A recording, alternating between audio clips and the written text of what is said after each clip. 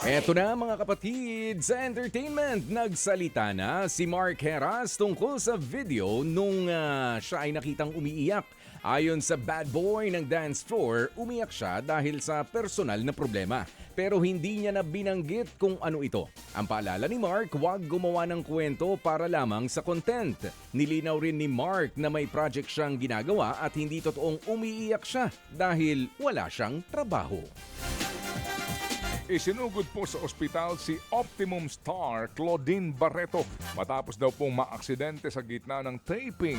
Sa post ni Claudine, sinabi niyang tumama ang kanyang ulo, likod at balakang nang bumaksak habang nagsushoot ng eksena sa Totoy Bato.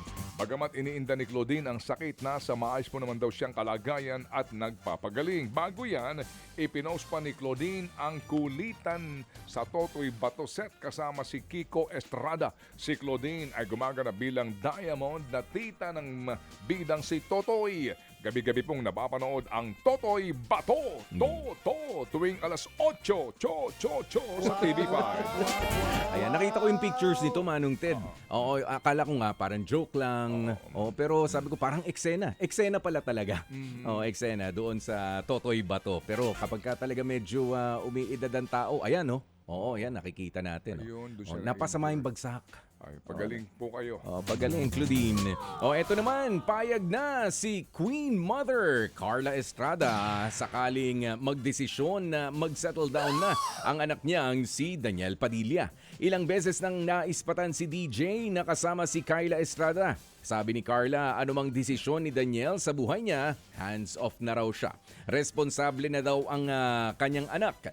Proud naman si Carla na nasa ibang chapter na ng kanyang career si Daniel at nakasurvive sa post-love teen era sa kabila ng matinding pambabash. Pasok po sa lineup ng streaming platform na Netflix ang 7 original na Filipino content. 7 world-class titles ang ipalalabas sa platform. Ang 18th Rose na nina Cyril Manabat at ni Kyle Echari. Opo, ganito rin po yan. Ganito, ganyan, ganoon nina Jody Santa Maria at Agot Isidro. Ang Balaraw nina Janine Gutierrez and Charlie Dizon na isang horror thriller movie. At ang banner, ang Buy Bust, The Undesirables, the series na pagbibidahan po naman ni Ann Curtis at ni Gerald Anderson. Hiyawan din po ang marami nang i-anunsyo ang TGIS reunion sa anthology show na Paskong Pinoy. Balik telebisyon po naman sina Bobby Andrews, Angelo De Leon at Manila's finest star Rica Peralejo.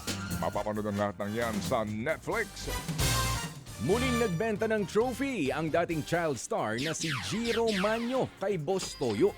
Ibinenta niya ang kanyang kauna-unahang award bilang Best Child Actor para sa pelikulang Bagong Buwan. Inilabas ang pelikula noong taong 2001 kung saan co-star niya rito sina Cesar Montano at Jericho Rosales. Inalok niya ang presyo ng trophy sa halagang 500,000 pesos pero pumayag siyang bilhin ito ni Boss Toyo ng 75,000 pesos. Kapresyo ng pagbili noon ni Boss Toyo sa Gawad Urian Best Actor Trophy ni Jiro noong 2024. Napanalunan niya ito para sa kanyang performance naman sa 2003 movie na Magnifico. Mga kapatid, brothers and sisters, saan ka pa? Dito na tayo sa totoo. Dito na tayo sa True FM. Mga kapatid, mag-subscribe and follow po kayo sa social media accounts ng True Network PH. Yan po kami, hanapin nyo lang True Network PH, Facebook, Instagram, YouTube, TikTok, and podcast.